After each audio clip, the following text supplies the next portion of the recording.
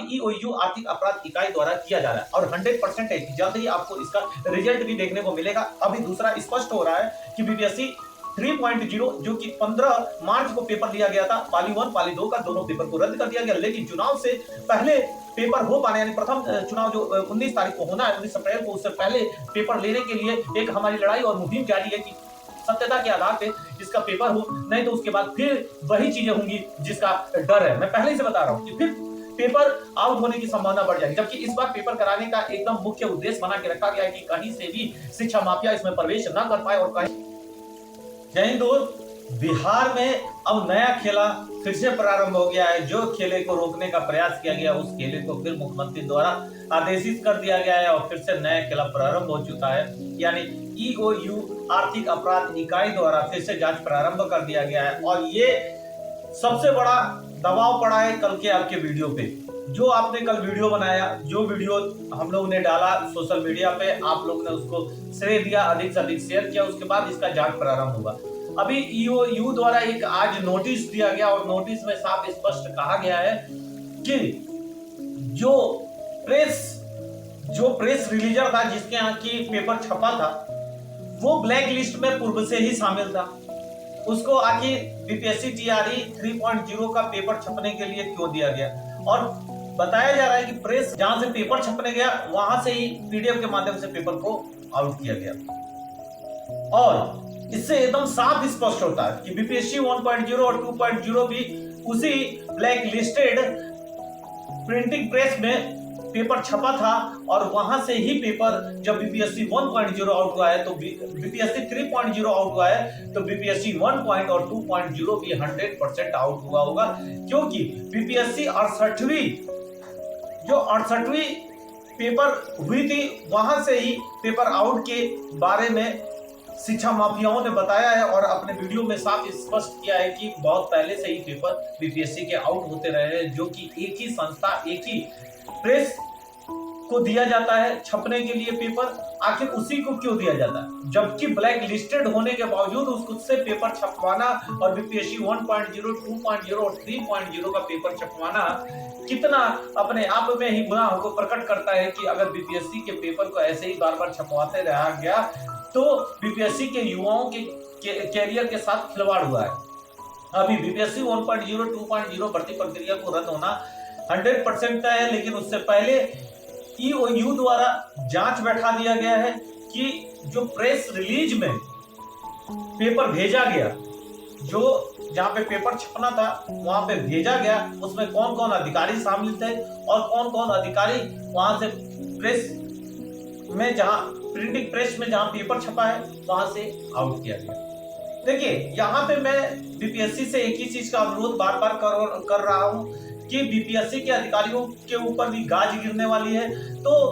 आप बीपीएससी की छवि को बचाते हुए उन अधिकारियों का सही तरीके से नाम दे दीजिए जो इस प्रिंटिंग प्रेस तक कागज पहुंचाने में कार्य किए और जो इसमें शामिल है। हो सकता है प्रिंटिंग प्रेस के ऊपर आरोप लगा के मिले हुए अधिकारी भी उसमें आउट करने में अपना भूमिका अदा किए हो, जिसकी जांच अब ईओयू आर्थिक अपराध इकाई द्वारा किया जा रहा है और 100% है कि जल्द ही आपको इसका रिजल्ट भी देखने को मिलेगा। अभी दूसरा स्पष्ट हो रहा है कि बीपीएससी 3.0 जो कि 15 मार्च को पेपर लिया गया था, पाली 1 पाली 2 का दोनों पेपर को रद्द कर दिया गया, लेकिन चुनाव से पहले पेपर हो पाने यानी प्रथम चुनाव जो 19 तारीख को होना है, 19 अप्रैल को, उससे पहले पेपर लेने के लिए एक हमारी लड़ाई और मुहिम जारी है कि सत्यता के आधार पे इसका पेपर हो, नहीं तो उसके बाद फिर वही चीजें होंगी जिसका डर है। मैं पहले ही से बता रहा हूं कि फिर पेपर आउट होने की संभावना बढ़ जाएगी, जबकि इस बार पेपर कराने का एकदम मुख्य उद्देश्य बना के रखा गया है कि कहीं से भी शिक्षा माफिया इसमें प्रवेश न कर पाए और कहीं से भी शिक्षा माफिया अगर प्रवेश करने की प्रयास करते हैं तो उनके ऊपर कार्रवाई उचित किया जाए। लेकिन हमारी लड़ाई है ट्विटर हैंडल के माध्यम से, आइए सभी लोग एक मंच पे और वहां से अपनी लड़ाई को आगे बढ़ाते हैं और मांग करते हैं कि 19 अप्रैल से पहले ही बीपीएससी 3.0 का पेपर लिया जाएगा। आपको पता होगा जो 9th 10th और 11th 12th का पेपर 5 तारीख को और 10 अप्रैल को था, उस पेपर को कैंसिल करके डेट को आगे बढ़ाया गया है। अभी उसका भी जो पेपर का डेट होगा वो प्रेस के माध्यम से और आपके जो सरकारी वेबसाइट है उसके माध्यम से सूचना दे दी जाएगी। लेकिन यहाँ पे बीपीएससी में वो संलिप्त अधिकारियों को गिरफ्तारी बहुत अधिक जरूरी है। इसके साथ साथ वो व्यक्ति जिन्होंने बीपीएससी को धोखा दिया और बीपीएससी में 4-4 रिजल्ट आउट करवाए, उसके बावजूद भी मेरिट लिस्ट में आने वाले बच्चे बाहर रह गए और जो मेरिट लिस्ट से बाहर थे वो अंदर हो गए, किस आधार पे हो गए ये भी पता नहीं चल पाया। और एक नहीं 4 बार रिजल्ट आउट करने का क्या उद्देश्य हो सकता है? हर बार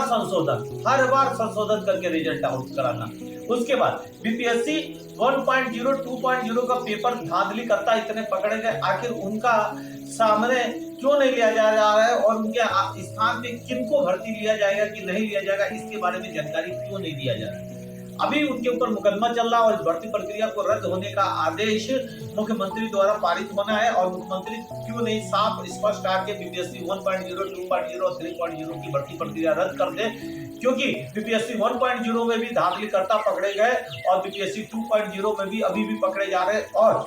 सबसे अधिक संदेह तब स्पष्ट होता है जब बीपीएससी टीआरई 2.0 में 102 की मेरिट लिस्ट जाती है, 98, 95, 99 तक की मेरिट लिस्ट जाती है। इसके मतलब है कि कहीं ना कहीं धांधली करता यहाँ भी संलिप्त थे और उन्होंने इसका फायदा उठाया और इनकी गिरफ्तारियों के बाद स्पष्ट हो पाएगा कि कौन कौन यहाँ पे शामिल था और कैसे कैसे पेपर को हल कराने में इनका भूमिका रहा है। बिहार राज्य में सबसे अधिक शिक्षकों के साथ खिलवाड़ होना स्पष्ट करता है कि आगे आने वाले युवाओं के कैरियर में कितना बड़ा खिलवाड़ हो सकता है। बिहार राज्य को बचाना है, हमें आगे बढ़ना है, तो बिहार को सुरक्षित बनाने के लिए हमें अपनी आवाज, अपनी मुहिम को जारी रखनी होगी। लगातार हमारी आवाज और मुहिम ही का देन है कि आज जो जांच एजेंसियां हैं जांच कर रही हैं और आर्थिक अपराध इकाई बिहार की सबसे तगड़ी आर्थिक अपराध इकाई है। मैं उनके चेयरमैन उच्च अधिकारियों को धन्यवाद देना चाहता हूं कि उन्होंने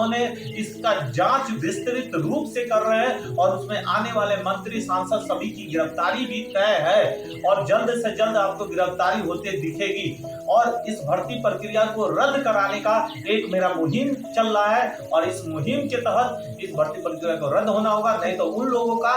प्रेस रिलीज किया जाए कि कौन कौन लोग पेपर आउट कराए थे और कौन कौन लोग पेपर दिए हैं और वो स्थान पे भर्ती हो गए, उनको बीपीएससी से बाहर निकाल दिया और शिक्षा विभाग से बाहर निकाल के उनके स्थान पे नए शिक्षकों को चयन किया जाए और उनके जीवन को सफल बनाने का एक सुनहरा अवसर प्रदान किया जाए। मैं उम्मीद करता हूं कि बिहार सरकार जगेगी और हमारे बिहार राज्य को आगे बढ़ाने और उन्नत करने में अपनी एक अहम भूमिका अदा करेगी। वैसे ही आप लोग भी अपनी एक अहम भूमिका अदा करिए, वीडियो को अधिक से अधिक शेयर करिए ताकि जो हमारी जंग है वो कहीं दबे ना, आम पब्लिक के बीच में भी जाए और हमारी जंग और हाई लेवल पे हो और हम लोग की जीत हो। जय हिंद, जय भारत।